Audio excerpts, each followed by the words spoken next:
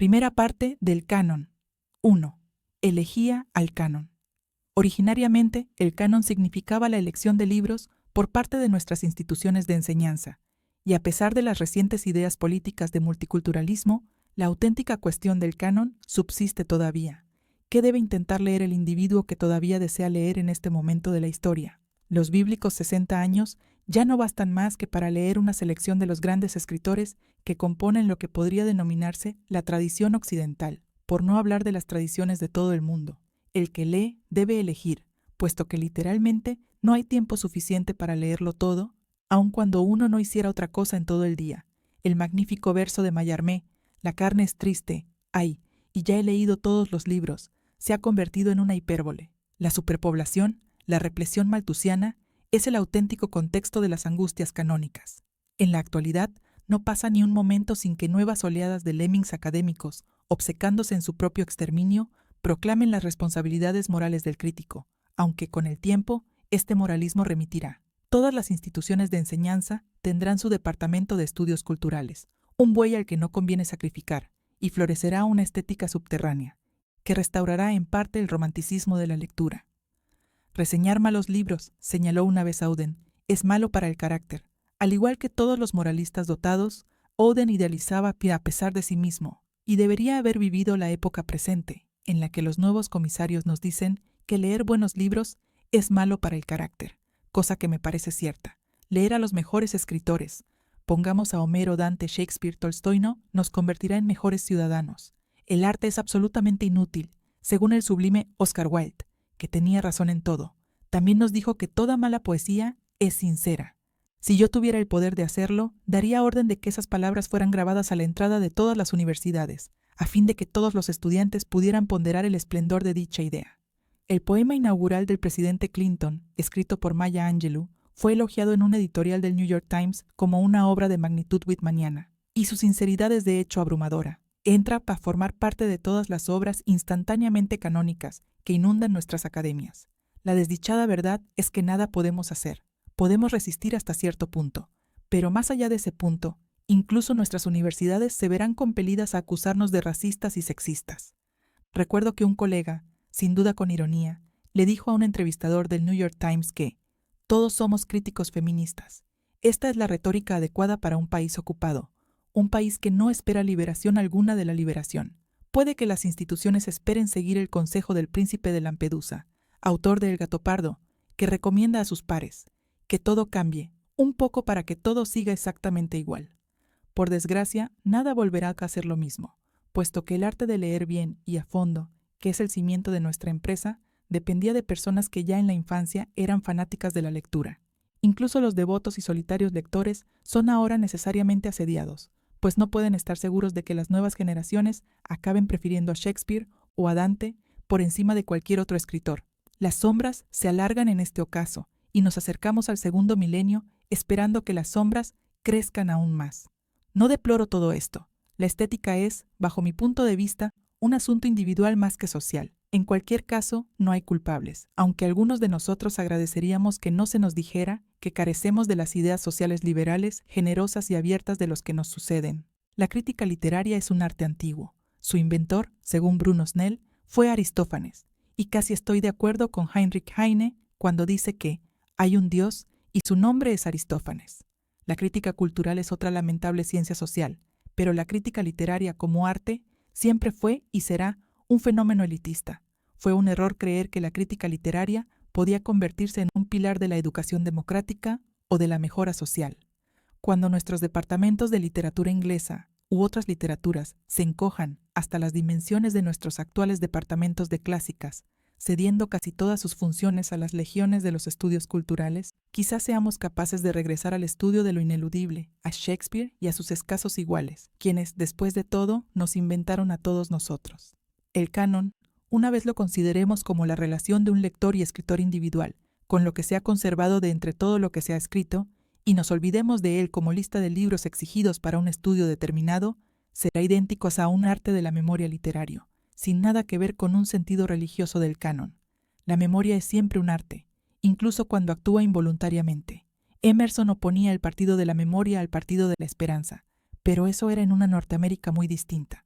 Ahora el partido de la memoria es el partido de la esperanza, aunque la esperanza haya menguado. Pero siempre ha sido peligroso institucionalizar la esperanza, y ya no vivimos en una sociedad en la que se nos permite institucionalizar la memoria. Necesitamos enseñar más selectivamente, buscar a aquellos pocos que poseen la capacidad de convertirse en lectores y escritores muy individuales. A los demás, a aquellos que se someten a un currículum politizado, podemos abandonarlos a su suerte. En la práctica, el valor estético puede reconocerse o experimentarse, pero no puede transmitirse a aquellos que son incapaces de captar sus sensaciones y percepciones.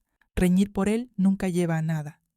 Lo que más me interesa es el hecho de que tantas personas de mi profesión hayan desertado de la estética, teniendo en cuenta que algunas, cuando menos, comenzaron teniendo la capacidad de experimentar el valor estético. En Freud, esa deserción es la metáfora de la represión, del olvido inconsciente pero significativo. En el caso de mis colegas, el propósito de esa deserción está claro: mitigar una culpa desplazada. Olvidar, en un contexto estético, es desastroso, pues la cognición, en la crítica, siempre depende de la memoria. Longino habría dicho que lo que los resentidos han olvidado es el placer. Nietzsche lo habría llamado dolor, pero todos ellos habrían pensado en la misma experiencia en las alturas. Aquellos que de allí descienden, como lemmings, salmodian la letanía de que la mejor manera de explicar la literatura es decir que se trata de una mistificación promovida por las instituciones burguesas.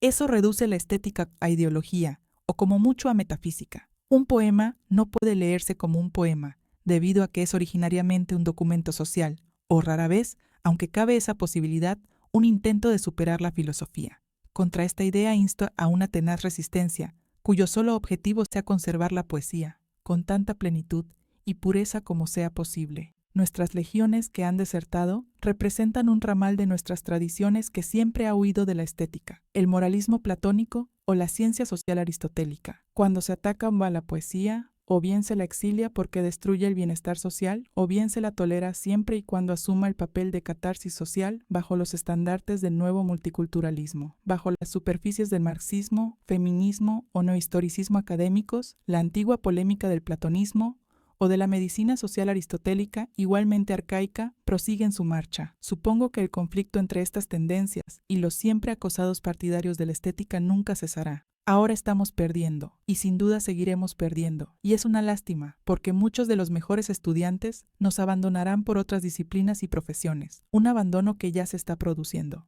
El que lo hagan está justificado, pues no podemos protegerlos contra la pérdida de los criterios intelectuales y estéticos de valor y perfección de nuestro gremio. Lo único que podemos hacer es mantener cierta continuidad con la estética y no ceder a la mentira de que aquello a que nos oponemos es la aventura y las nuevas interpretaciones. Es conocida la frase de Freud en la que define la ansiedad como Angst vor etwas, o inquietud por el porvenir. Siempre hay algo que nos angustia del futuro, aun cuando solo sea el estar a la altura de las expectativas depositadas en nosotros. Eros, presumiblemente la más placentera de las expectativas, provoca sus propias angustias en la conciencia reflexiva, lo cual es el tema de Freud. Una obra literaria también levanta expectativas que precisan ser cumplidas, o de otro modo se deja de leer. Las angustias más profundas de la literatura son literarias. De hecho, en mi opinión, definen lo literario y casi se identifican con ello. Un poema, novela u obra de teatro se contagia de todos los trastornos de la humanidad, incluyendo el miedo a la mortalidad, que en el arte de la literatura se transmuta en la pretensión de ser canónico, de unirse a la memoria social o común. Incluso Shakespeare, en sus mejores sonetos, revolotea sobre este deseo o impulso obsesivo. La retórica de la inmortalidad es también una psicología de la supervivencia y una cosmología. ¿De dónde procede la idea de concebir una obra literaria que el mundo esté dispuesto a considerar inmortal? No la encontramos en las escrituras de los hebreos, que al hablar de textos canónicos se referían a aquellos que contaminaban las manos que los tocaban, presumiblemente porque las manos mortales no eran aptas para manejar escrituras sagradas. Para los cristianos, Jesús reemplazó a la Torá y lo que más importaba de Jesús era la resurrección. ¿En qué fecha de la historia de la escritura profana se comienza a hablar de poemas o de relatos inmortales? El concepto está en Petrarca, y lo desarrolla maravillosamente Shakespeare en sus sonetos. Ya es un elemento latente en el elogio que hace Dante de su propia Divina Comedia. No podemos decir que Dante secularizara la idea, puesto que lo subsumió todo, con lo que, en cierto sentido, no secularizó nada. Para él, su poema era una profecía, tanto como la de Isaías, de modo que quizá podamos decir que Dante inventó nuestra moderna idea de lo canónico. Ernst Robert Curtius, el eminente erudito medievalista, pone énfasis en que Dante consideraba que solo 2 viajes al más allá antes que el suyo eran auténticos, el de Eneas, en el libro 6 de la epopeya de Virgilio, y el de San Pablo, tal como lo narra en Corintios 2:12. 2. De Eneas surgió Roma, de San Pablo el cristianismo gentil. De Dante iba a surgir, si hubiera vivido hasta los 81 años, el cumplimiento de la profecía esotérica oculta en la comedia, pero Dante murió a los 56. Curtius, siempre alerta para la fortuna de las metáforas canónicas, tiene un excurso titulado La poesía como perpetuación, que remonta el origen de la eternidad de la fama poética y a la Ilíada, 6359, y a las Odas de Horacio, 4.8-28, donde se nos asegura que es la elocuencia y afecto de la musa lo que permite que el héroe nunca muera. Jacob Burckhardt, en un capítulo sobre la fama literaria que Curtius cita, observa que Dante, el poeta filólogo de la Italia renacentista, tenía plena conciencia de ser un dispensador de fama y, de hecho, de inmortalidad, una conciencia que Curtius localiza entre los poetas latinos de Francia en fecha tan temprana como el año 1100. Pero en cierto momento, esta conciencia fue ligada a la idea de la canonicidad laica, de modo que no era el héroe celebrado, sino la celebración misma, lo que se aclamaba como inmortal. El canon laico, en el que la palabra significa catálogo de autores aprobados, no comienza de hecho hasta la mitad del siglo XVIII, durante el periodo literario de la sensibilidad, sentimentalidad y lo sublime.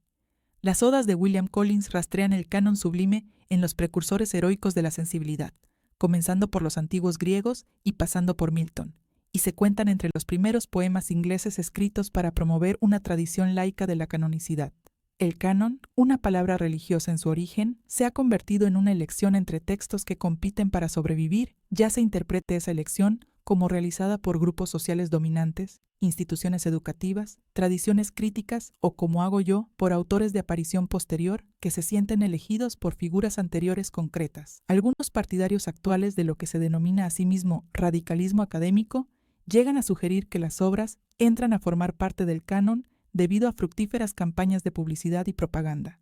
Los compinches de estos escépticos a veces llegan a cuestionar incluso a Shakespeare, cuya eminencia les parece en cierto modo impuesta. Si adoras al dios de los procesos históricos, estás condenado a negarle a Shakespeare su palpable supremacía estética, la originalidad verdaderamente escandalosa de sus obras. La originalidad se convierte en el equivalente literario de términos como empresa individual, confianza en uno mismo y competencia, que no alegran los corazones de feministas, afrocentristas, marxistas, neohistoricistas inspirados por Foucault o de constructivistas, de todos aquellos, en suma, que he descrito como miembros de la escuela del resentimiento. Una iluminadora teoría acerca de la formación del canon la expone Alasdair Fowler en Tipos de Literatura, 1982. En un capítulo titulado Jerarquías de géneros y cánones de literatura, Fowler señala que los cambios en el gusto literario a menudo pueden atribuirse a una revaluación de los géneros que las obras canónicas representan. En cada época hay géneros considerados más canónicos que otros. En las primeras décadas de nuestro siglo, la novela romántica norteamericana fue exaltada como género, lo que contribuyó a que Faulkner, Hemingway y Fitzgerald se convirtieran en los escritores dominantes de la prosa de ficción del siglo XX, dignos sucesores de Hawthorne, Melville, Mark Twain y del Henry James que triunfó con La Copa Dorada y Las Alas de la Paloma.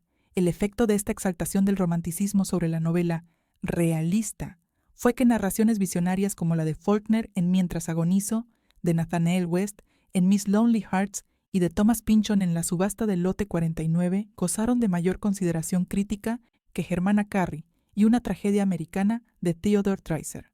Ahora ha comenzado una posterior revisión de géneros con el desarrollo de la novela periodística, como por ejemplo A Sangre Fría, de Truman Capote, La canción del verdugo, de Norman Mailer, y La hoguera de las vanidades, de Tom Wolfe. A la luz de dichas obras, Una tragedia americana ha recuperado gran parte de su brillo. La novela histórica parece haber quedado permanentemente devaluada. Gore Vidal me dijo una vez, con amarga elocuencia, que su franca orientación sexual le había negado la categoría canónica. Pero lo que ocurre, en mi opinión, es que las mejores obras de Vidal, a excepción de la sublimemente provocativa Myra Breckinridge, son novelas históricas, Lincoln, Burr y varias más, y este subgénero ya no conseguirá la canonización. lo cual explicaría el triste destino de la novela pródigamente imaginativa de Norman Mailer Noches de la Antigüedad, una maravillosa anatomía del embaucamiento y el engaño que no sobrevivió a su ubicación en el antiguo Egipto del Libro de los Muertos. La historia y la narrativa se han separado, y nuestras sensibilidades no parecen capaces de conciliarlas. Fowler llega más lejos a la hora de exponer la cuestión de por qué en cada momento de la historia no todos los géneros gozan de la misma popularidad. Tenemos que tener en cuenta el hecho de que, en cada periodo histórico, no todos los géneros gozan de la misma popularidad, y algunos, de hecho, quedan prácticamente relegados al olvido. Cada época posee un repertorio de géneros bastante escaso, al que los lectores y críticos reaccionan con entusiasmo, y el repertorio del que pueden disponer sus escritores es también más pequeño. El canon provisional queda fijado, en su casi totalidad, por los escritores más importantes, de mayor personalidad o más arcanos. Cada época elimina nuevos nombres del repertorio. En un sentido amplio, quizá existan todos los géneros en todas las edades, vagamente encarnados en extravagantes y caprichosas excepciones. Pero el repertorio de géneros en activo siempre ha sido pequeño y sujeto a supresiones y adiciones proporcionalmente significativas. Algunos críticos han sentido la tentación de considerar el sistema de géneros como algo casi basado en un modelo hidrostático, como si su sustancia total permaneciera constante, aunque sujeta a redistribuciones. Pero no existe una base firme para dichas especulaciones. Haremos mejor en tratar los vaivenes de los géneros simplemente en términos de elección estética. Yo mismo querría arguir, en parte siguiendo a Fowler, que la elección estética ha guiado siempre cualquier aspecto laico de la formación del canon, pero resulta difícil mantener este argumento en unos momentos en que la defensa del canon literario, al igual que su ataque, se ha politizado hasta tal extremo. Las defensas ideológicas del canon occidental son tan perniciosas en relación con los valores estéticos como las virulentas críticas de quienes, atacándolo, pretenden destruir el canon o abrirlo, como proclaman ellos. Nada resulta tan esencial al canon occidental como sus principios de selectividad, que son elitistas solo en la medida en que se fundan en criterios puramente artísticos. Aquellos que se oponen al canon insisten en que en la formación del canon siempre hay una ideología de por medio. De hecho, van más allá y hablan de la ideología de la formación del canon, sugiriendo que construir un canon o perpetuar uno ya existente es un acto ideológico en sí mismo. El héroe de estos anticanonizadores es Antonio Gramsci, que en su Cuadernos de la cárcel niega que cualquier intelectual pueda estar libre del grupo social dominante si depende exclusivamente de la cualificación especial que comparte con el gremio de sus colegas, por ejemplo los demás críticos literarios, puesto que estas diversas categorías de intelectuales tradicionales adquieren su ininterrumpida cualificación histórica a través de un espíritu de cuerpo, acaban proponiéndose a sí mismos como autónomos e independientes del grupo social dominante. En cuanto que crítico literario, en lo que yo ahora considero la peor de todas las épocas para la crítica literaria, el comentario de Gramsci no me parece pertinente. El esprit de corps del profesionalismo, curiosamente tan caro a muchos altos sacerdotes de entre los anticanonizadores, no me interesa lo más mínimo, y yo repudiaría cualquier continuidad histórica ininterrumpida con la Academia Occidental. Deseo y reivindico una continuidad con un puñado de críticos anteriores a este siglo y con otro puñado de las 3 generaciones anteriores. Por lo que se refiere a la cualificación especial, la mía propia, contrariamente a lo que dice Gramsci, es puramente personal, aun cuando se identificara con grupo social dominante, con la corporación de Yale, o con los administradores de la Universidad de Nueva York, o con las universidades norteamericanas en general, soy incapaz de descubrir ninguna conexión interna entre cualquier grupo social y la manera concreta en que he pasado mi vida leyendo, recordando, juzgando e interpretando lo que antaño denominábamos literatura de imaginación. Para descubrir a algunos críticos al servicio de una ideología social, uno solo tiene que contemplar a aquellos que desean desmitificar o abrir el canon, o a sus oponentes que han caído en la trampa de convertirse en aquello que contemplaban. Pero ninguno de estos grupos es verdaderamente literario. Desertar de la estética o reprimirla es algo endémico en las instituciones de lo que todavía se considera una educación superior. Shakespeare, cuya supremacía estética ha sido confirmada por el juicio universal de 4 siglos, es ahora historizado en un menoscabo pragmático, precisamente porque su misterioso poder estético es un escándalo para cualquier ideología. El principio cardinal de la presente escuela del resentimiento puede afirmarse sin tapujos. lo que se denominan valores estéticos, emana de la lucha de clases. Este principio es tan amplio que no puede ser refutado del todo. Yo mismo insisto en que el yo individual es el único método y el único criterio para percibir el valor estético. Pero el yo individual, admito muy a mi pesar, se define solo en contra de la sociedad, y parte de su agón con lo comunitario inevitablemente participa del conflicto entre clases sociales y económicas. A mí, hijo de un sastre, se me ha concedido un tiempo ilimitado para leer y meditar sobre mis lecturas. La institución que me ha sustentado, la Universidad de Yale, es inevitablemente parte del establishment norteamericano, y mi meditación remunerada acerca de la literatura es, por tanto, vulnerable a los más tradicionales análisis marxistas de intereses de clase. Todas mis apasionadas soflamas sobre el valor estético del yo aislado se ven inevitablemente debilitadas cuando se me recuerda que el ocio necesario para la meditación es algo que debe comprarse a la comunidad. Ningún crítico, ni siquiera un servidor, es un hermético próspero que practica la magia blanca en una isla encantada. La crítica, al igual que la poesía, es, en el sentido hermético, una especie de robo de los bienes públicos. Y si la clase gobernante, en los días de mi juventud, liberaba a Lenka a alguien para que fuera sacerdote de la estética, sin duda tenía sus propios intereses en tal sacerdocio. Sin embargo, admitir esto es admitir muy poco. La libertad para comprender el valor estético puede surgir del conflicto de clase, pero el valor no es idéntico a la libertad, aun cuando ésta no pueda ser alcanzada sin comprender tal cosa. Por definición, el valor estético es engendrado por una interacción entre los artistas, una influencia que es siempre una interpretación. La libertad para ser artista o crítico surge necesariamente del conflicto social, pero la fuente u origen de la libertad para percibir, aunque de importancia para el valor estético, no es idéntica a él. En una individualidad madura existe siempre un sentimiento de culpa. Es una versión de la culpa de ser un superviviente, y no produce valor estético. Sin alguna respuesta a la triple cuestión del agón, más que, menos que, igual a, no puede haber valor estético. La cuestión se enmarca en el lenguaje metafórico de lo económico, pero su respuesta estará libre del principio económico de Freud. No puede haber poema en sí mismo, y aun con todo algo irreductible permanece en la estética. El valor que no puede menoscabarse del todo constituye en sí mismo el proceso de la influencia interartística. Dicha influencia contiene componentes psicológicos, espirituales y sociales, pero su elemento principal es estético. Un marxista o un historicista inspirado por Foucault puede empecinarse en que la producción de la estética es una cuestión de fuerzas históricas, pero la producción en sí misma no es el tema que tratamos aquí. De buena gana convengo con la máxima del Dr. Johnson. Solo un zoquete escribe sin que haya dinero de por medio. Aunque la innegable economía de la literatura, desde Píndaro hasta el presente, no determina las cuestiones de supremacía estética, y los que pretenden abrir el canon y los tradicionalistas no disienten demasiado acerca de dónde se encuentra la supremacía. En Shakespeare. Shakespeare es el canon laico, o incluso la escritura laica. Para propósitos canónicos, él define por igual a predecesores y legatarios. Este es el dilema al que se enfrentan los partidarios del resentimiento. O deben negar la eminencia única de Shakespeare, un asunto trabajoso y difícil, o deben mostrar por qué y cómo la historia y la lucha de clases produjeron aquellos aspectos de su obra que le han llevado a ocupar un lugar central en el canon occidental.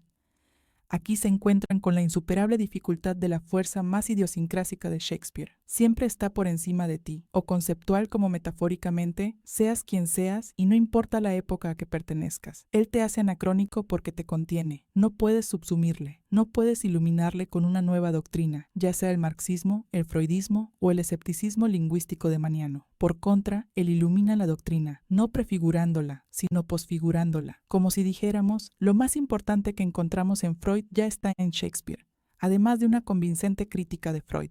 El mapa freudiano de la mente está en Shakespeare. Freud solo parece haberlo escrito en prosa, o, por decirlo de otra manera, una lectura shakespeariana de Freud ilumina y carga de significado el texto de Freud. Una lectura freudiana de Shakespeare minimiza a Shakespeare, o lo haría si pudiésemos soportar una reducción que llega hasta el absurdo de echarlo a perder. Coriolano es una lectura de El 18 Brumario de Luis Napoleón de Marx, mucho más convincente de lo que ningún lector marxista de Coriolano podría esperar. La eminencia de Shakespeare es, estoy seguro, la roca sobre la cual acabará derrumbándose la escuela del resentimiento. ¿Cómo pueden jugar a dos barajas? Si es algo arbitrario que Shakespeare centre el canon, entonces deben explicar por qué la clase dominante le escogió a él en lugar de, pongamos, a Ben Jonson para ese papel arbitrario. O si la historia y no las clases dirigentes exaltaron a Shakespeare, ¿qué había en Shakespeare que cautivó al poderoso demiurgo? La historia social y económica. Resulta claro que esta línea de investigación comienza a orillar lo fantástico. Cuánto más simple sería admitir que existe una diferencia cualitativa, una diferencia específica, entre Shakespeare y cualquier otro escritor, ya sea Chaucer, Tolstoy o el que elijamos. La originalidad es el gran escándalo a que el resentimiento no puede acomodarse, y Shakespeare sigue siendo el escritor más original que conoceremos nunca. Toda poderosa originalidad literaria se convierte en canónica. Hace algunos años, en una tormentosa noche en New Haven, me senté a releer una vez más El paraíso perdido de Milton. Tenía que escribir una conferencia sobre Milton para un cursillo que estaba impartiendo en la Universidad de Harvard, pero quería empezar de nuevo con el poema, leerlo como si no lo hubiera leído nunca, de hecho, como si nadie lo hubiera leído nunca. Hacerlo así significaba rechazar toda la bibliografía crítica sobre Milton que había en mi cabeza, lo cual era virtualmente imposible, y aún con todo lo intenté porque necesitaba la experiencia de releer El paraíso perdido tal como lo había leído unos 40 años antes. Y mientras lo leía, hasta que me quedé dormido, ya de madrugada, la familiaridad inicial del poema comenzó a disiparse. Siguió disipándose en los días que siguieron, mientras lo leía hasta el final, y me quedé curiosamente perplejo, un tanto enajenado, y sin embargo tremendamente absorto. ¿Qué estaba leyendo? Aunque el poema es una epopeya bíblica en forma clásica, la peculiar impresión que me causó era la que generalmente atribuye a la fantasía literaria o a la ciencia ficción, no a la épica heroica. Me produjo el abrumador efecto de haberme enfrentado a algo extraño. Dos sensaciones relacionadas pero distintas me dejaron estupefacto. La fuerza competitiva y triunfante del autor, maravillosamente exhibida en su lucha, tanto implícita como explícita, contra todos los autores y textos, la Biblia incluida, y también la extrañeza, en ocasiones aterradora, provocada por lo que aparecía en aquellas páginas. Solo después de llegar al final, recordé, conscientemente, de todos modos, el virulento libro de William Empson, El Dios de Milton, con su crítica observación de que el paraíso perdido le parecía tan bárbaramente espléndido como ciertas esculturas africanas primitivas. Empson censuraba la bárbara visión que Milton tenía del cristianismo, doctrina que él encontraba abominable. Aunque Empson era políticamente marxista y simpatizaba profundamente con los comunistas chinos, de ningún modo se le puede considerar un precursor de la escuela del resentimiento. Su análisis histórico era bastante libre y asombrosamente certero, y aunque continuamente tenía presente el conflicto entre las clases sociales, jamás se sentía tentado de reducir el paraíso perdido a una interacción de fuerzas económicas. Su interés primordial seguía siendo estético, que es el tema propio de la crítica literaria, y procuraba no convertir su aversión moral por el cristianismo y el Dios de Milton en un juicio estético en contra del poema. El elemento bárbaro me impresionó tanto como a Empson. El triunfalismo agonístico me interesó más. Hay, supongo, muy pocas obras que parezcan más esenciales al canon occidental que El paraíso perdido. Las principales tragedias de Shakespeare, los cuentos de Canterbury, de Chaucer, la Divina Comedia de Dante, la Torá, los Evangelios, Don Quijote de Cervantes, las epopeyas de Homero. A excepción quizá del poema de Dante, ninguna de estas obras está tan presta para dar batalla como la sombría obra de Milton. No hay duda de que Shakespeare recibía provocaciones de dramaturgos rivales, mientras que Chaucer, de un modo encantador, citaba autoridades ficticias y ocultaba sus auténticas deudas con Dante y Boccaccio. La Biblia hebrea y el Nuevo Testamento griego fueron revisados hasta presentar su forma actual por redactores que probablemente tenían muy poco en común con los autores originales a quienes estaban corrigiendo. Cervantes, con un humor desparejo, parodió sin compasión a autores de libros de caballerías que le habían precedido, mientras que no tenemos los textos de los precursores de Homero. Milton y Dante son los más belicosos de los grandes escritores occidentales. Los eruditos consiguen eludir la ferocidad de ambos poetas e incluso los tratan de devotos. De este modo, C.S. Lewis fue capaz de descubrir su propio y puro cristianismo en El paraíso perdido, y John Frexero considera a Dante un fiel seguidor de San Agustín, satisfecho de emular las confesiones en su Novela del Yo. Dante, de un modo que todavía no he hecho más que entrever, corrigió creativamente a Virgilio, entre otros, de manera tan profunda como Milton corrigió absolutamente a todos los que habían escrito antes que él, Dante incluido, mediante su propia creación, pero se muestre guasón el artista en esta lucha como Chaucer, Cervantes y Shakespeare, o agresivo como Dante y Milton, la lucha siempre está ahí. Hay una parte de la crítica marxista que me parece de cierto valor, la que dice que en todo texto importante hay conflicto, ambivalencia, contradicción entre tema y estructura. Donde me separo de los marxistas es en los orígenes de ese conflicto. Desde Píndaro hasta el presente, el escritor que lucha por la canonicidad puede luchar por una clase social, tal como hizo Píndaro por los aristócratas, pero, primordialmente, todo escritor ambicioso sale a la arena solo en su propio nombre y frecuentemente traiciona o reniega de su clase a fin de perseguir sus propios intereses, que se centran completamente en la individuación. Dante y Milton sacrificaron mucho por lo que ellos consideraban una carrera política espiritualmente rica y justificada, pero ninguno de los dos habría estado dispuesto a sacrificar su poema clave por ninguna causa. Para solucionar este conflicto, identificaron la causa con el poema, en lugar de identificar el poema con la causa. Al hacerlo así, sentaron un precedente que, hoy en día, la chusma académica que pretende relacionar el estudio de la literatura con la búsqueda de un cambio social no ha seguido. Podemos encontrar seguidores norteamericanos de este aspecto de Dante y Milton, donde uno esperaría encontrarlos, en nuestros más grandes poetas, desde Whitman y Dickinson, los socialmente reaccionarios Wallace Stevens y Robert Frost. Invariablemente, aquellos que son capaces de escribir una obra canónica ven sus textos como algo mucho más importante que cualquier programa social, por muy ejemplar que éste sea. La cuestión clave es la contención, y la gran literatura insiste en su autosuficiencia ante las causas más nobles, el feminismo, la cultura afroamericana y todas las demás empresas políticamente correctas de nuestro tiempo. La cosa contenida varía. Un gran poema, por definición, rehúsa ser contenido, ni siquiera por el Dios de Dante o de Milton. El Dr. Samuel Johnson, el más avispado de todos los críticos literarios, concluía acertadamente que la poesía devora era imposible al compararla con la devoción poética. El bien y el mal de la eternidad son demasiado pesados para las alas del ingenio. Pesado es una metáfora de incontenible, que es otra metáfora.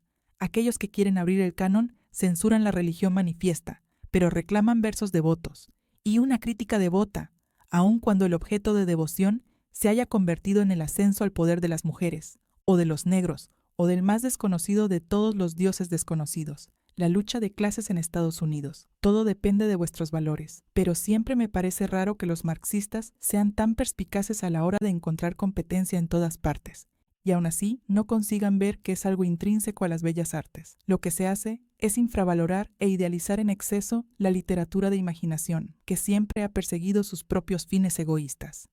El Paraíso Perdido se convirtió en canónico antes de que se estableciera el canon laico, durante el siglo siguiente al de Milton. La respuesta a Kikantensut, Asastesa, ¿quién canonizó a Milton? Está en primer lugar en el propio John Milton, y casi en primer lugar en otros grandes poetas, desde su amigo Andrew Marvell hasta John Dryden, y en casi todos los poetas importantes del siglo XVIII y del período romántico: Pope, Thomson, Cowper, Collins, Blake, Wordsworth, Coleridge, Byron, Shelley, Keats.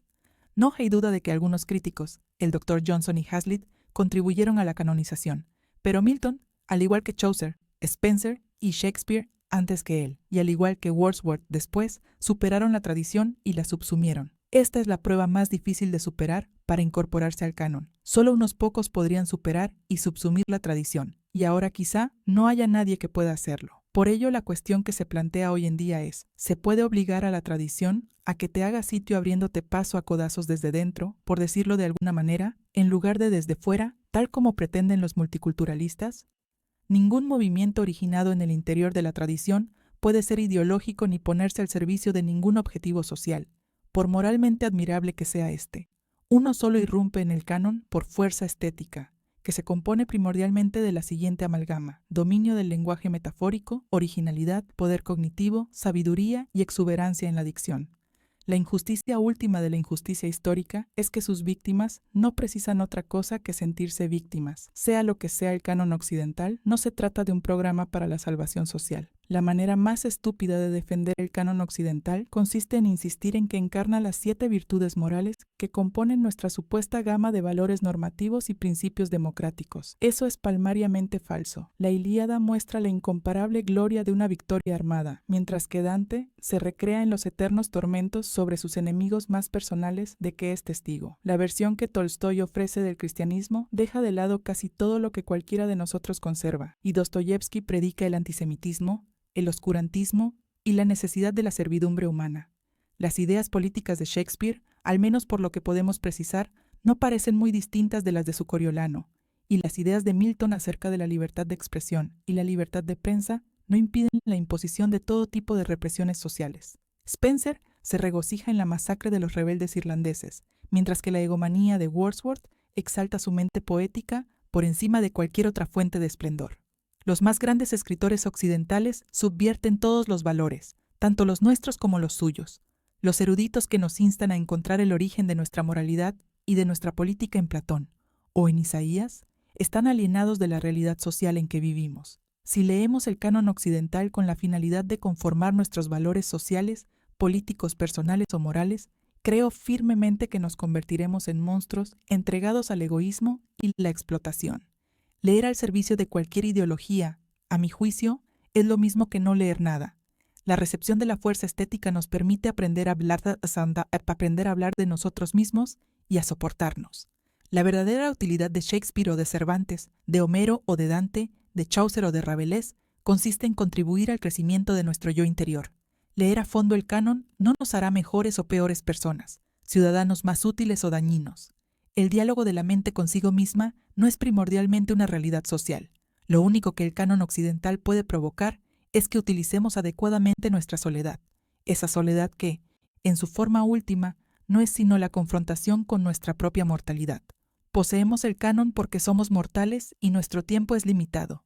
Cada día nuestra vida se acorta y hay más cosas que leer. Desde el Yavista y Homero hasta Freud, Kafka y Beckett hay un viaje de casi 3 milenios, puesto que este viaje pasa por puertos tan infinitos como Dante, Chaucer, Montaigne, Shakespeare y Tolstói, todos los cuales compensan ampliamente una vida entera de relecturas. Nos hallamos en el dilema de excluir a alguien cada vez que leemos o releemos extensamente. Una antigua prueba para saber si una obra es canónica sigue vigente. A menos que exija una relectura, no podemos calificarla de tal. La analogía inevitable es erótica. Si eres Don Giovanni y Leporello te lleva la cuenta, un breve encuentro es suficiente. En contra de ciertos parisinos, el texto no está ahí para proporcionar placer, sino el supremo displacer o el más dificultoso placer que un texto menor no proporcionará. No voy a entrar en disputas con los admiradores de Meridian, de Alice Walker, una novela que me he obligado a leer 2 veces, aunque la segunda lectura fue una de las experiencias literarias más extraordinarias de mi vida. Produjo una epifanía en la que vi claramente el nuevo principio implícito en los eslóganes de aquellos que proclaman la apertura del canon. La prueba que hay que pasar para formar parte del nuevo canon es simple, clara y maravillosamente conducente al cambio social. La obra no debe y no puede ser releída, pues su contribución al progreso de la sociedad es su generosidad al ofrecerse a sí misma para una rápida ingestión y un pronto olvido. Desde Píndaro hasta Hölderlin y Yeats, las grandes odas de autocanonización han proclamado su inmortalidad agonística. La oda socialmente aceptable del futuro sin duda nos dispensará de tales pretensiones, y en lugar de eso se orientará a la apropiada humildad de la hermandad compartida, a la nueva sublimidad de hacer ganchillo, que es ahora el tropo preferido de la crítica feminista.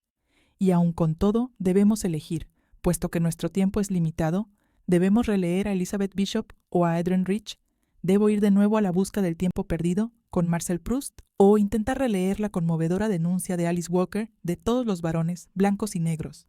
Mis antiguos estudiantes, muchos de los cuales son ahora estrellas de la Escuela del Resentimiento, proclaman que están enseñando a vivir en una sociedad sin egoísmo, y para ello hay que comenzar aprendiendo a leer carentes de todo egoísmo. El autor no tiene yo, el personaje literario no tiene yo, y el lector no tiene yo. Debemos reunirnos junto al río con todos estos generosos fantasmas, libres de la culpa de cuando el yo se manifestaba, y ser bautizados en las aguas del Eteo. ¿Qué haremos para salvarnos? El estudio de la literatura, por mucho que alguien lo dirija, no salvará a nadie, no más de lo que mejorará a la sociedad. Shakespeare no nos hará mejores, tampoco nos hará peores, pero puede que nos enseñe a oírnos cuando hablamos con nosotros mismos. De manera consiguiente, puede que nos enseñe a aceptar el cambio, en nosotros y en los demás, y quizá la forma definitiva de ese cambio. Para nosotros, Hamlet es el embajador de la muerte, quizá uno de los pocos embajadores jamás enviados por la muerte que no nos miente acerca de nuestra inevitable relación con ese país ignoto. La relación es del todo solitaria, a pesar de todos los obscenos intentos de la tradición por socializarla. A mi difunto amigo Paul de Man le gustaba comparar la soledad de todo texto literario con la de toda muerte humana, una analogía que rechacé en una ocasión. Yo le había sugerido que un tropo más irónico sería comparar el nacimiento humano con el nacimiento de un poema, una analogía que relacionaría los textos igual que se relacionan los niños, seres sin voz vinculados a voces anteriores, su incapacidad de hablar vinculada a lo que los muertos han hablado, a lo que nos han dicho en vida. No pude vencer en esa discusión crítica porque fui incapaz de convencerle de esa analogía más humana. Él prefería la autoridad dialéctica de una ironía más heideggeriana. Lo único que un texto, pongamos la tragedia de Hamlet, comparte con la muerte es su soledad. Pero cuando la comparte con nosotros, habla con la autoridad de la muerte, sea cual sea la respuesta, me gustaría señalar que la autoridad de la muerte, ya sea literaria o existencial, no es primordialmente una autoridad social. El canon, lejos de ser el servidor de la clase social dominante, es el ministro de la muerte. Para abrirlo, hay que convencer al lector de que se ha despejado un nuevo espacio en un espacio más grande, poblado por los muertos. Que los poetas consientan en cedernos su lugar, gritó Artaud, pero eso es exactamente lo que nunca consentirán. Si fuésemos literalmente inmortales, o si nuestra vida doblara su duración hasta alcanzar los 140 años, podríamos abandonar toda discusión acerca de los cánones. Pero solo poseemos un intervalo, y a continuación dejamos de ocupar nuestro lugar en el mundo. Y no me parece que la responsabilidad del crítico literario sea llenar ese intervalo con malos textos en nombre de cualquier justicia social. El profesor Frank Lentriquia, apóstol del cambio social, a través de la ideología académica, ha conseguido leer la anécdota de la jarra de Wallace Stevens como un poema político, en el que el poeta se hace portavoz de las clases dominantes. El arte de colocar un jarrón, para Stevens, estaba ligado al arte de hacer ramilletes de flores, y no veo por qué Lentriquia no debería publicar un modesto volumen acerca de la política de los ramilletes, bajo el título de Ariel y las flores de nuestra región. Todavía recuerdo mi conmoción, hace unos 35 años, cuando me llevaron por primera vez a un partido de fútbol en Jerusalén, en el que los espectadores sefardíes animaban al equipo visitante de Haifa, que estaba políticamente a la derecha, mientras que el equipo de Jerusalén estaba afiliado al Partido Laborista. ¿Por qué conformarnos con politizar el estudio de la literatura? Reemplacemos a los comentaristas deportivos por lumbreras políticas como primer paso hacia la reorganización del béisbol, con la Liga Republicana enfrentándose a la Liga Demócrata en las series mundiales. Eso nos ofrecería una forma de béisbol en la que no podríamos evadirnos en busca de alivio pastoral, tal como hacemos ahora. Las responsabilidades políticas del jugador de béisbol serían tan pertinentes, ni más ni menos, como las responsabilidades políticas, ahora proclamadas a los cuatro vientos, del crítico literario. Hoy en día, y en casi todo el mundo, la cultura es una especie de antiguaya, algo especialmente palpable en los Estados Unidos de América. Somos los últimos herederos de la tradición occidental. La educación fundada sobre la Ilíada, la Biblia, Platón y Shakespeare sigue siendo, de manera más o menos sostenida, nuestro ideal. Aunque la relevancia de esos monumentos culturales en la vida de nuestras ciudades interiores es inevitablemente bastante escasa.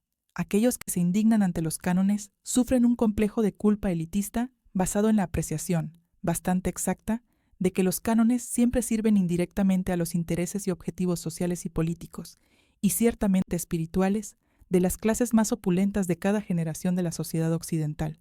Parece claro que el capital es necesario para el cultivo de los valores estéticos. Píndaro, el último campeón supremo de la lírica arcaica, componía sus odas a cambio de grandes sumas, y los ricos, a cambio de su generoso apoyo financiero, obtenían una espléndida exaltación de su divino linaje. Esta alianza de sublimidad y poder financiero y político nunca ha cesado, y presumiblemente nunca lo hará ni podrá hacerlo.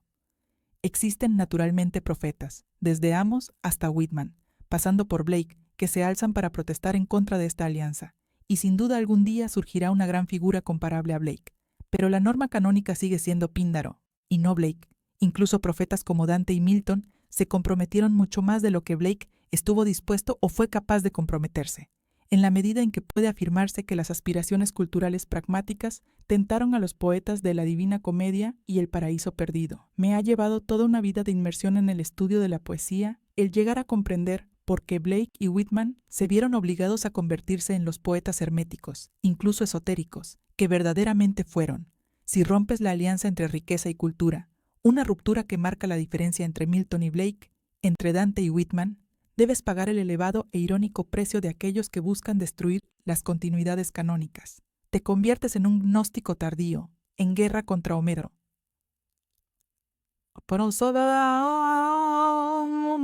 Platón y la Biblia al mitologizar tu lectura errónea de la tradición. Una guerra así puede proporcionar victorias limitadas. 4 soas o cántada. A mí mismo son triunfos que califico de limitados porque conducen a sus herederos a distorsiones perfectamente desesperadas del deseo creativo. Los poetas que transitan el camino abierto por Whitman, con mayor fortuna son aquellos que se le parecen profundamente, pero no superficialmente, poetas tan severamente formales como Wallace Stevens, T.S. Eliot y Hart Crane. Aquellos que buscan emular sus formas aparentemente abiertas mueren todos en el páramo, rudimentarios rapsodas e impostores académicos caídos en la estela de ese padre delicadamente hermético. Nada se consigue por nada, y Whitman no hará tu trabajo por ti. Un Blakeano menor o un aprendiz de Whitman es siempre un falso profeta, y su camino nunca lleva a ninguna parte. No me complacen en absoluto esas verdades acerca de la dependencia de la poesía del poder terrenal. Simplemente estoy siguiendo a William Hazlitt, el verdadero izquierdista entre todos los grandes críticos.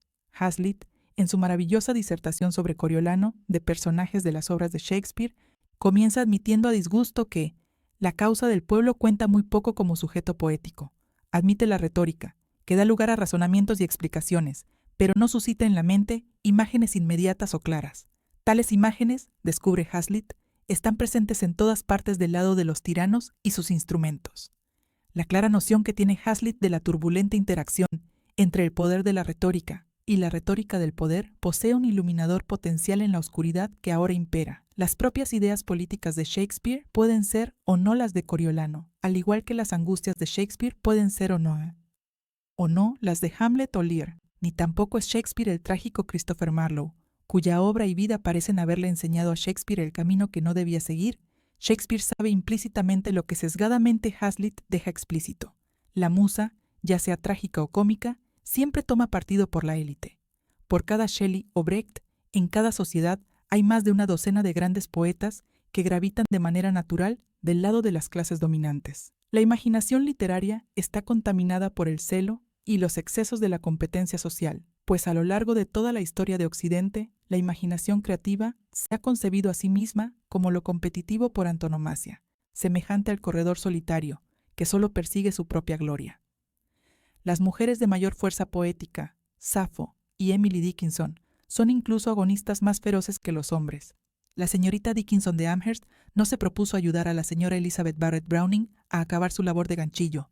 En lugar de eso, Dickinson deja a la señora Browning muy atrás en el polvo, aunque su triunfo es más sutilmente transmitido que la victoria de Whitman sobre Tennyson en La última vez que florecieron las lilas en el huerto, donde se hace abiertamente eco de la laureada Oda a la muerte del duque de Wellington, a fin de obligar al lector atento a reconocer hasta qué punto la elegía a Lincoln supera el lamento por el duque de hierro. No sé si la crítica feminista triunfará en su pretensión de cambiar la naturaleza humana, pero dudo bastante que cualquier idealismo, por muy tardío que sea, cambie todo el fundamento de la psicología occidental de la creatividad, masculina y femenina, desde la contienda de Hesíodo con Homero hasta el agón entre Dickinson y Elizabeth Bishop.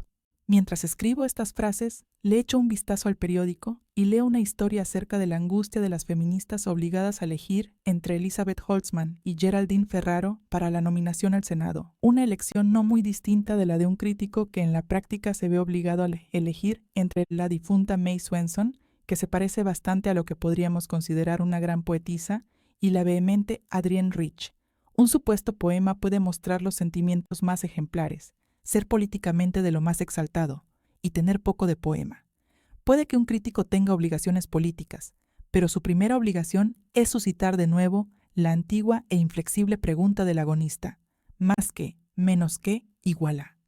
Estamos destruyendo todos los criterios intelectuales y estéticos de las humanidades y las ciencias sociales en nombre de la justicia social. En este punto, nuestras instituciones demuestran mala fe. No imponen cuotas a los cirujanos cerebrales o a los matemáticos. Lo que se ha devaluado es el aprendizaje como tal, como si la erudición fuera irrelevante en el reino del juicio acertado o erróneo. El canon occidental, a pesar del idealismo ilimitado de aquellos que querrían abrirlo, existe precisamente con el fin de imponer límites, de establecer un patrón de medida que no es en absoluto político o moral. Soy consciente de que ahora existe una alianza encubierta entre la cultura popular y lo que se autodenomina crítica cultural, y en nombre de esa alianza, la propia cognición puede sin duda adquirir el estigma de lo incorrecto. La cognición no puede darse sin memoria, y el canon es el verdadero arte de la memoria, la verdadera base del pensamiento cultural. Dicho con la mayor llaneza, el canon es Platón y Shakespeare. Es la imagen del pensamiento individual, ya sea Sócrates reflexionando durante su propia agonía, o Hamlet contemplando esa tierra ignora. La mortalidad se une a la memoria en la conciencia de poner a prueba la realidad a que induce el canon. Por su misma naturaleza, el canon occidental nunca se cerrará, pero nuestras animadoras no pueden abrirlo por la fuerza. La fuerza sola puede abrirlo, pero ha de ser la fuerza de un Freud o un Kafka, persistente en sus negaciones cognitivas. Estas animadoras representan el poder del pensamiento positivo llevado al ámbito académico. El legítimo estudiante del canon occidental respeta el poder de las negaciones inherentes a la cognición, disfruta de los difíciles placeres de la percepción estética, aprende las sendas ocultas que la erudición nos enseña a transitar desde el momento en que rechazamos placeres más fáciles, incluyendo las incesantes llamadas de aquellos que defienden una virtud política que esté por encima de todos nuestros recuerdos de la experiencia estética individual. Las fáciles inmortalidades nos acechan ahora porque la materia prima de nuestra actual cultura popular ha dejado de ser el concierto de rock, reemplazado por el video de rock, cuya esencia es una instantánea inmortalidad, o, mejor dicho, la posibilidad de eso. La relación entre los conceptos de inmortalidad religiosa y literaria siempre ha sido controvertida, incluso entre los antiguos griegos y romanos, entre quienes las eternidades poéticas y olímpicas se mezclaban con bastante promiscuidad. Esa confusión fue tolerable, incluso benigna, en la literatura clásica, pero se volvió más ominosa en la Europa cristiana. Las distinciones católicas entre inmortalidad divina y fama humana, firmemente basadas en una teología dogmática, permanecieron dentro de unos límites bastante precisos, hasta el advenimiento de Dante, que se consideraba a sí mismo un profeta, y de una manera bastante implícita otorgó a su Divina Comedia la categoría de escritura. En la práctica, Dante invalidó la distinción entre la formación de un canon laico y uno sagrado, una distinción que nunca se ha recuperado, otra de las razones que explican que las ideas que poseemos de poder y autoridad sigan siendo controvertidas. En la práctica, los términos poder y autoridad poseen significados opuestos en el ámbito de la política y en lo que todavía deberíamos llamar literatura de imaginación. Si nos cuesta ver esa oposición, puede que sea debido a ese ámbito intermedio que se denomina a sí mismo espiritual. El poder espiritual y la autoridad espiritual se funden de una manera notoria, tanto en la política como en la poesía. De este modo debemos distinguir el poder y la autoridad estéticos del canon occidental de cualquier tipo de consecuencia espiritual, política o moral que pueda haber favorecido. Aunque la lectura, la escritura y la enseñanza son necesariamente actos sociales, la enseñanza posee también un aspecto solitario, una soledad que solo dos pueden compartir. En palabras de Wallace Stevens, Gertrude Stein sostenía que uno escribía para sí mismo y para los desconocidos, una magnífica reflexión que yo extendería a un apotegma paralelo. Uno lee para sí mismo y para los desconocidos. El canon occidental no existe a fin de incrementar las élites sociales preexistentes. Está ahí para que lo leas tú y los desconocidos, de manera que tú y aquellos a quienes nunca conocerás podáis encontraros con el verdadero poder y autoridad estéticos de lo que Baudelaire y Erich Auerbach, después de él, llamaba dignidad estética. Uno de los ineluctables estigmas de lo canónico es la dignidad estética, que es algo que no se puede alquilar. La autoridad estética, al igual que el poder estético, es un tropo o figura que se refiere a unas energías que son esencialmente más solitarias que sociales. Hace bastante tiempo, Hayden White expuso que el gran fallo de Foucault era su ceguera hacia sus propias metáforas, un defecto que resultaba irónico en un discípulo confeso de Nietzsche. Foucault sustituía los tropos de la historia lovejoyana, de las ideas, por sus propios tropos, y entonces no siempre recordaba que sus archivos eran ironías deliberadas o no. Igual ocurría con las porciadas energías sociales del neohistoricismo, propenso a olvidar que la energía social no es más cuantificable que la libido de Freud. La autoridad estética y el poder creativo también son tropos, pero aquello que reemplazan, llamémosle lo canónico, posee un aspecto toscamente cuantificable, que es decir, que William Shakespeare escribió 38 obras de teatro, 24 de ellas obras maestras, pero que la energía social nunca ha escrito ni una sola escena. La muerte del autor es un tropo y bastante pernicioso. La vida del autor es una entidad cuantificable. Todos los cánones, incluyendo los contracánones tan de moda hoy en día, son elitistas, y como ningún canon está nunca cerrado, la tan cacareada apertura del canon es una operación bastante redundante. Aunque los cánones, al igual que todas las listas y catálogos, tienen tendencia a ser inclusivos más que exclusivos, hemos llegado al punto en que toda una vida de lectura y relectura apenas nos permite recorrer todo el canon occidental. De hecho, ahora es virtualmente imposible dominar el canon occidental. No solo significaría asimilar perfectamente 300 libros, muchos de los cuales, si no la mayoría, presentan auténticas dificultades cognitivas e imaginativas, sino que las relaciones entre estos libros son más controvertidas a medida que se alargan nuestras perspectivas. También tenemos las enormes complejidades y contradicciones que constituyen la esencia del canon occidental, que ni mucho menos es una unidad o estructura estable. Nadie posee autoridad para decirnos lo que es el canon occidental. Desde luego, no desde 1800 hasta el día de hoy. No puede ser exactamente la lista que yo doy, ni la que pueda dar ningún otro. Si así fuera, eso convertiría dicha lista en un mero fetiche, en una mercancía más. Pero no estoy dispuesto a dar la razón a los marxistas cuando dicen que el canon occidental es otro ejemplo de lo que denominan capital cultural. A mí no me resulta tan claro que una nación tan contradictoria como los Estados Unidos de América pueda haber sido alguna vez el contexto para un capital cultural, como no sea para aquellos sectores de la alta cultura que contribuyen a la cultura de masas. En este país no hemos tenido una alta cultura oficial desde 1800, una generación después de la Revolución Americana. La unidad cultural es un fenómeno francés y en cierto sentido un asunto alemán, pero apenas una realidad norteamericana, ni en el siglo XIX ni en el XX. En nuestro contexto y desde nuestra perspectiva, el canon occidental es una especie de lista de supervivientes. El hecho central en relación con Norteamérica, según el poeta Charles Olson, es el espacio, pero Olson escribió esa frase al principio de un libro sobre Melville y por tanto sobre el siglo XIX. Al acabar el siglo XX, nuestro hecho central es el tiempo, pues en la tierra del ocaso se da ahora el ocaso de Occidente. ¿Calificaría uno de fetiche la lista de supervivientes de una guerra cosmológica de 300 años? El tema central es la mortalidad o inmortalidad de las obras literarias. Donde se han convertido en canónicas, han sobrevivido a una inmensa lucha en las relaciones sociales. Pero estas relaciones tienen poco que ver con la lucha de clases. El valor estético emana de la lucha entre textos, en el lector, en el lenguaje, en el aula, en las discusiones dentro de una sociedad. Muy pocos lectores de clase obrera pintan algo a la hora de determinar la supervivencia de los textos, y los críticos de la izquierda no pueden leerlos en nombre de la clase obrera. El valor estético surge de la memoria y también, tal como lo vio Nietzsche, del dolor, el dolor de renunciar a placeres más cómodos en favor de otros mucho más difíciles. Los obreros ya tienen suficientes angustias y prefieren la religión como alivio. Su certeza de que la estética es, para ellos, simplemente otra angustia nos ayuda a aprender que las grandes obras literarias son angustias conquistadas, y no una liberación de esas angustias. También los cánones son angustias conquistadas, no pilares unificados de moralidad, ya sean occidentales u orientales. Si pudiésemos concebir un canon universal, multicultural y polivalente, su libro esencial no sería una escritura, ya fuera la Biblia, el Corán, ni un texto oriental, sino Shakespeare, que es representado y leído en todas partes, en todos los idiomas y circunstancias, sean cuales sean las convicciones de los neohistoricistas de hoy en día.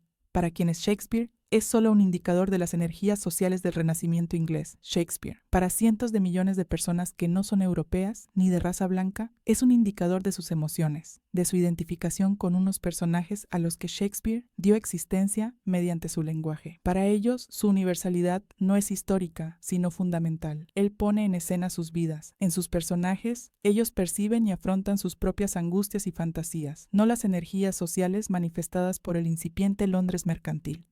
El arte de la memoria, con sus antecedentes retóricos y su mágico desarrollo, es en gran parte una cuestión de lugares imaginarios o de lugares reales transmutados en imágenes visuales. Desde la infancia he gozado de una extraordinaria memoria para la literatura, pero esa memoria es puramente verbal, sin ningún componente visual de por medio. Solo recientemente, ya rebasados los 60 años, he llegado a comprender que mi memoria literaria se ha basado en el canon como sistema memorístico. Si soy un caso especial, es solo en el sentido de que mi experiencia es una versión más extrema de lo que considero la principal función pragmática del canon, el recordar y ordenar las lecturas de toda una vida. Los más grandes autores asumen el papel de lugares en el teatro de la memoria del canon, y sus obras maestras ocupan la posición que correspondería a las imágenes pómeas en el arte de la memoria. Shakespeare y Hamlet, un autor capital y un drama universal, nos obligan a recordar no solo lo que ocurre en Hamlet, sino, más importante aún, qué sucede en la literatura que lo convierte en memorable, prolongando, de este modo, la vida del autor. La muerte del autor, proclamada por Foucault, Barthes y otros autores clónicos posteriores, es otro mito anticanónico, similar al grito de guerra del resentimiento, que rechazaría a todos los varones europeos blancos y muertos. Es decir, por nombrar a la docena del fraile, Homero, Virgilio, Dante, Chaucer, Shakespeare, Cervantes, Montaigne, Milton, Goethe, Tolstoy, Ibsen, Kafka y Proust, más vivos que vosotros mismos, quienes quiera que seáis.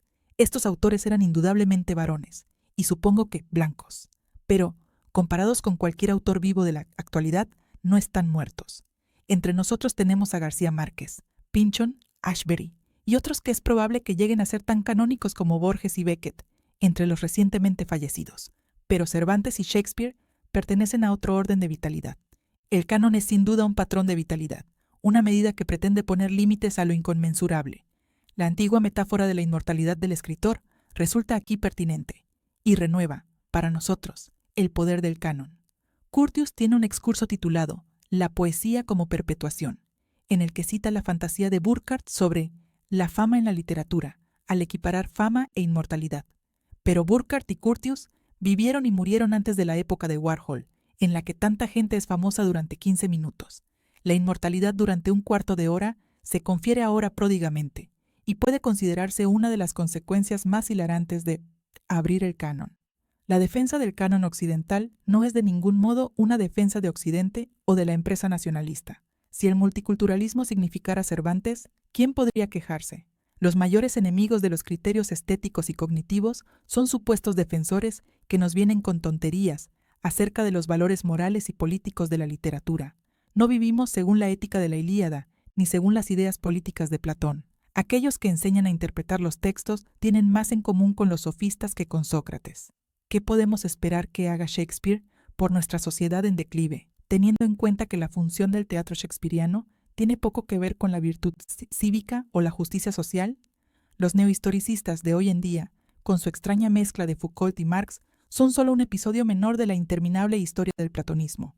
Platón tenía la esperanza de, al desterrar a los poetas, desterrar también al tirano. Al desterrar a Shakespeare, o al reducirlo a su contexto, no nos libramos de nuestros tiranos. En cualquier caso, no podemos librarnos de Shakespeare, ni del canon que gira a su alrededor. Shakespeare, tal como nos gusta olvidar, en gran medida nos ha inventado. Si añadimos el resto del canon, entonces Shakespeare y el canon nos han inventado por completo. Emerson, en Hombres Representativos, lo dijo atinadamente.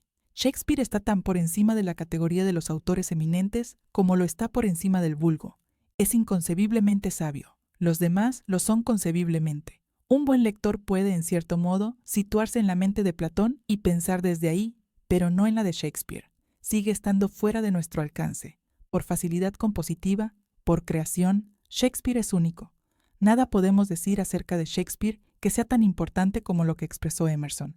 Sin Shakespeare no habría canon, pues sin Shakespeare no habría en nosotros, quienes quiera que seamos, ningún yo reconocible. Le debemos a Shakespeare no solo que representara nuestra cognición, sino gran parte de nuestra capacidad cognitiva. La diferencia entre Shakespeare y sus más directos rivales es cualitativa y cuantitativa, y esa doble diferencia define la realidad y necesidad del canon. Sin el canon, dejamos de pensar. Se puede perseguir sin tregua el ideal de sustituir los criterios estéticos por consideraciones etnocéntricas y de género, y también se pueden tener unos objetivos sociales admirables. Pero, A pesar de ello, la fuerza solo acepta la fuerza, tal como Nietzsche testimonió durante toda su vida.